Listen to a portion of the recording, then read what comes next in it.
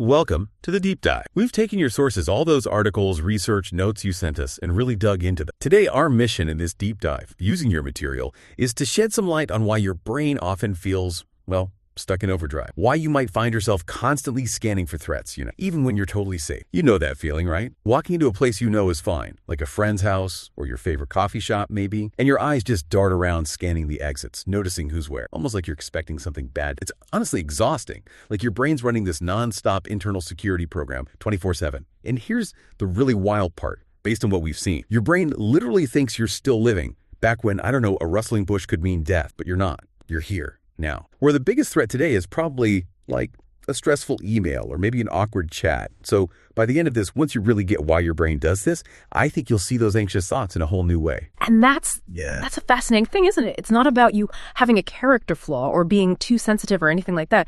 This is actually your brain doing exactly what it was brilliantly designed to do for survival. But it's using these sort of Stone Age tools for our modern space age problems. Think of it like this. A smoke detector that's just become way too sensitive. It can't tell the difference between, say, a real kitchen fire and maybe just a tiny bit of burnt toast. Both things trigger the exact same blaring, panic-inducing alarm. Same adrenaline rush, same feeling of danger.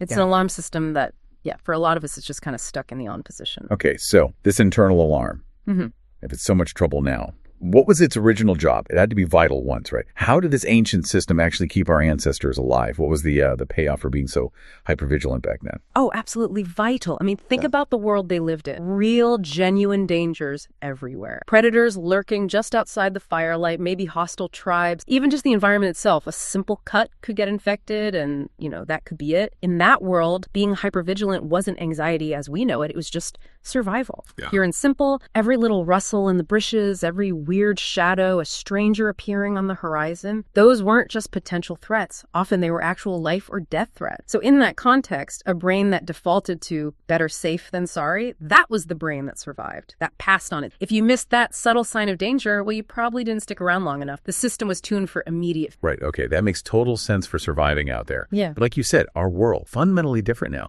Yet our brains, it seems, never quite got the update. And this survival thing, it's not just about looking around rooms, is it?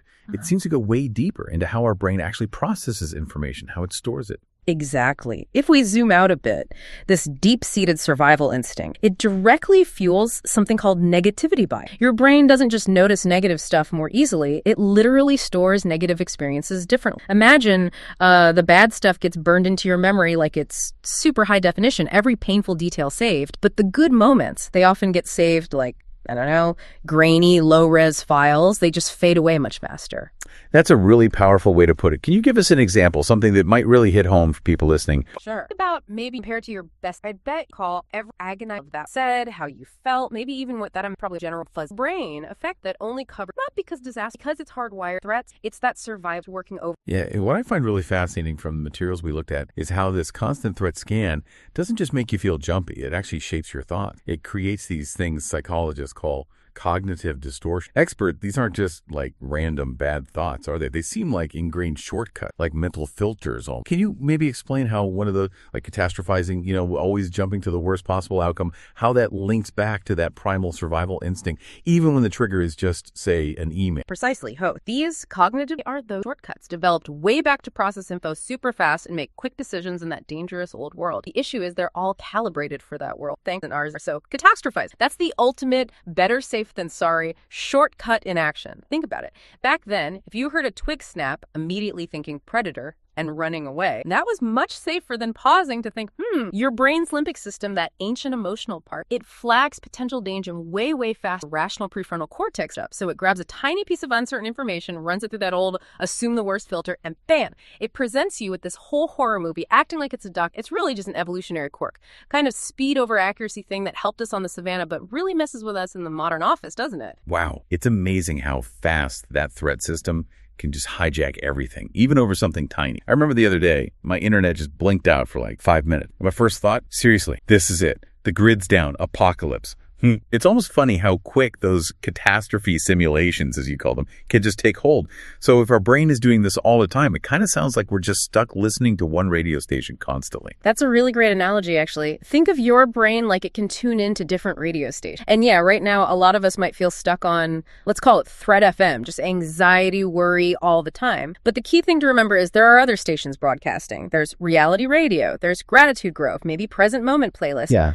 The problem isn't really that Threat FM exists. You actually need that station sometimes. If there's a real fire, you want that alarm. The real issue is that maybe you've been stuck listening to it for so long, you've kind of forgotten you even have a dial, or that other frequencies are even out there. Okay, which then makes you wonder, right? What's actually going on inside when your brain insists everything is terrible, even when objectively it's not. What it's saying deep down is, okay, I've detected some uncertainty here. And based on my old programming, uncertainty used to mean potential death. Mm-hmm. Think about getting a really simple text message from a friend. Just, can we talk? That's it. Your brain running that outdated software, it can treat that vague message like it's a saber-toothed tiger hiding in the bushes. Seriously. It takes that tiny bit of incomplete info, pushes it through its ancient assume the absolute worst filter, and suddenly, it presents you with this whole internal horror, complete with dramatic soundtrack, worst-case plots, terrible ending.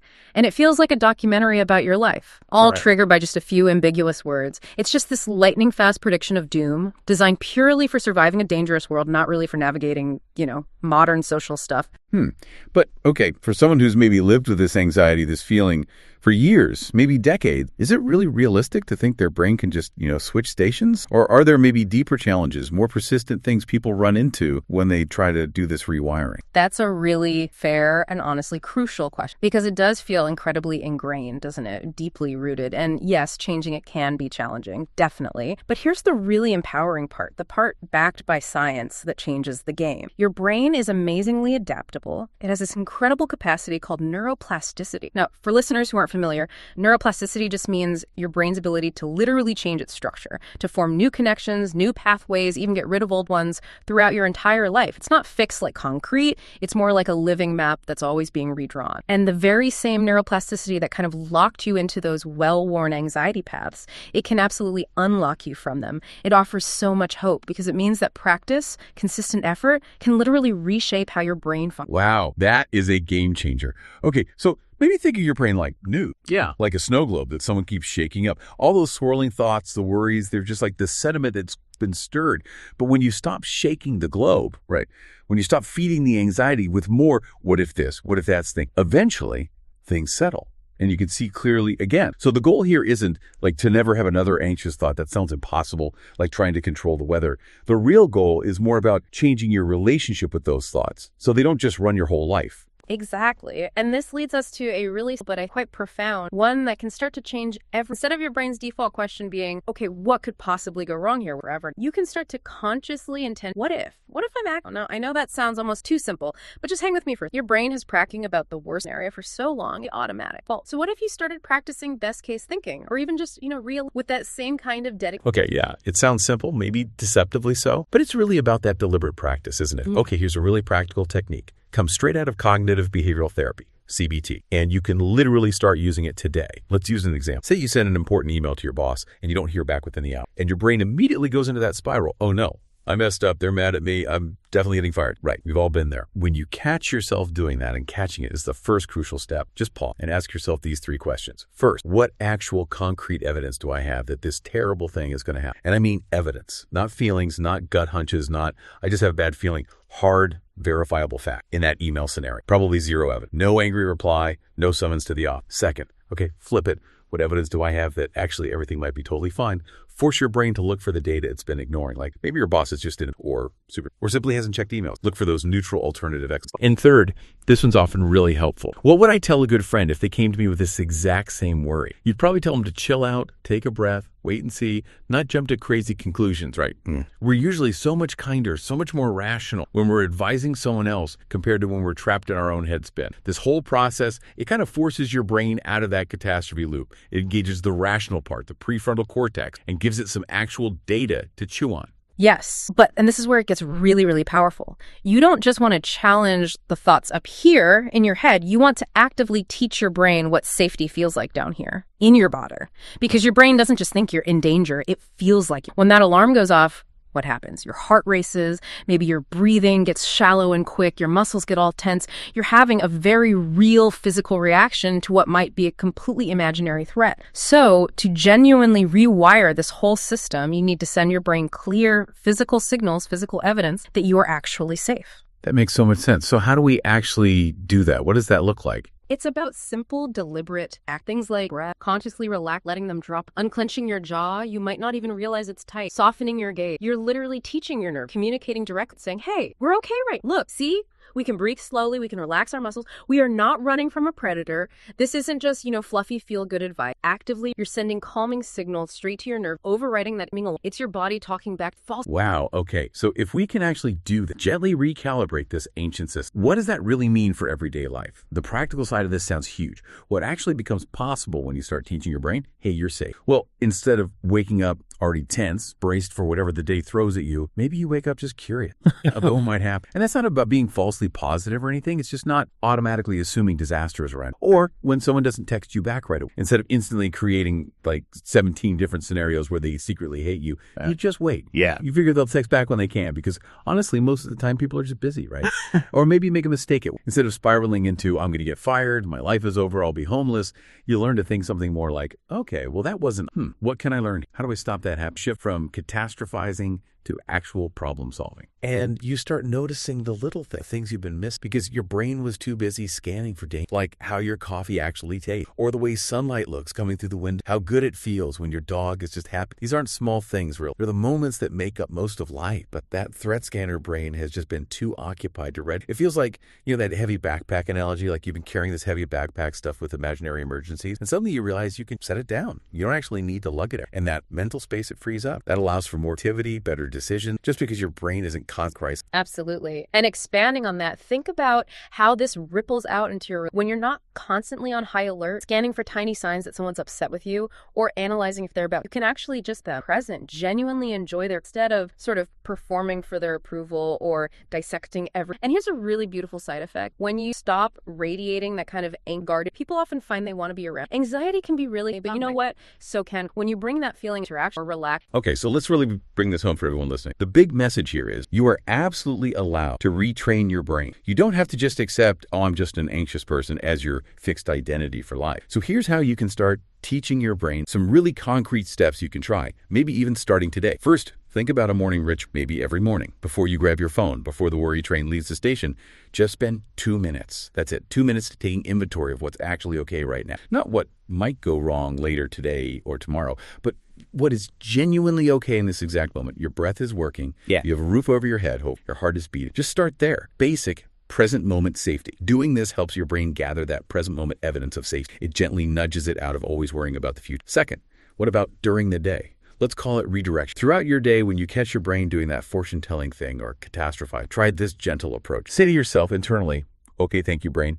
I see you're trying to protect me. I notice you're worried about, and name the specific thing. Let's just pause and check the actual fact of that. You're not arguing with your brain or dismiss your redirect. It's kind of like being a calm parent with a kid who's scared of monsters under the bed. You don't just say, don't be ridiculous. You say, okay, I hear that you're scared. I understand. Let's take a look under the bed together and see what's really there. You acknowledge the feeling, the brain's good intention, protect, but then you gently guide it towards looking at reality. And finally, maybe something before bed. Instead of lying there reviewing everything that went wrong today or worrying about everything that might go wrong tomorrow, try reviewing just three that went right, or were just okay. They don't have to be huge. Maybe your lunch tasted good. Someone smiled at you on the street. You simply made it through another day. You're actively training your brain to notice that actually most of life is okay. You're shifting its focus away from just the threat towards moments of calm or even small success. This helps reset those neural pathways bit by bit, away from default pessimism and towards noticing the good, however small it seems. And maybe one more thought on this, something to go even deeper perhaps. Start practicing gratitude, real appreciation for those moments, boring, normal, mundane. Your brain, because of its evolution in that dangerous path, often think normal because stable, safe, normal moment. Danger was calm. Today, normal is actually the goal. Normal means no one's chasing. Normal, safe. Look, you're not wanting full, and you're definitely not naive for wanting to enjoy your life without that constant background hum. These aren't some unreal. This is actually how your nerve is supposed to function when it's not perpetually stuck in survival. So if you've been feeling like maybe you're broke, you are with a really, really sophisticated internal alarms that just desperately need some updated software for the world we live in now. And remember, Just because something feels familiar, that doesn't mean it's healthy. Comfortable and healthy, they can be very different things. So what's the real bottom line here? What's the big takeaway? Maybe it's this. Here's the permission you might have been waiting. You don't have to be ready for every single possible disaster that might maybe happen. You don't have to carry a detailed plan for every imaginable worst-case scenario. You don't have to shoulder the weight of every single imaginary future problem. You can start to trust that you'll handle things as they actually come up. Because, let's be honest, you have been handling things your whole life. Maybe not always perfectly, no one, but adequate, probably. And adequate is actually pretty amazing when you stop and think about it. Your brain has been trying so incredibly hard to protect you that, in a weird way, it's ended up protecting you from fully living your own life. Maybe it's time to gently let it know. Hey, thank you. Thank you for caring so much about keeping me safe. I appreciate the effort. Now, let me show you what safe actually looks like. Right here, right? Yeah. What's truly illuminating when you dig into this is realizing that real, lasting, it doesn't come from having every answer buttoned down, controlling every outcome. That's impossible. It comes more from trusting your own adapt to handle whatever life. And crucially, it comes from learning to spend most of your pressure right here, present, instead of getting lost, scary, imagine. Your brain might still think you're in constant danger, but you absolutely possess the power, the profound ability otherwise. Not by pretending problems don't exist or through forced toxic positivity, but through consistent, real-time, present moment, physical evidence from your body. Actual evidence that right now, in this very moment, you're fundamental. If this deep dive really resonated with you today, we genuinely encourage you. Just try one of these tips. Pick the one that felt the easiest, the most doable for you, right? And just give it a shot, see what happens. And hey, if you're feeling particularly brave, maybe share or even just comment somewhere simple, like social media with, "I'm safe today." Free. It might sound small, but it's another little piece of new data for your amazing brain to start. We're really glad you joined us for this exploration, this journey into understanding and maybe gently rewiring your incredible brain. Until next time.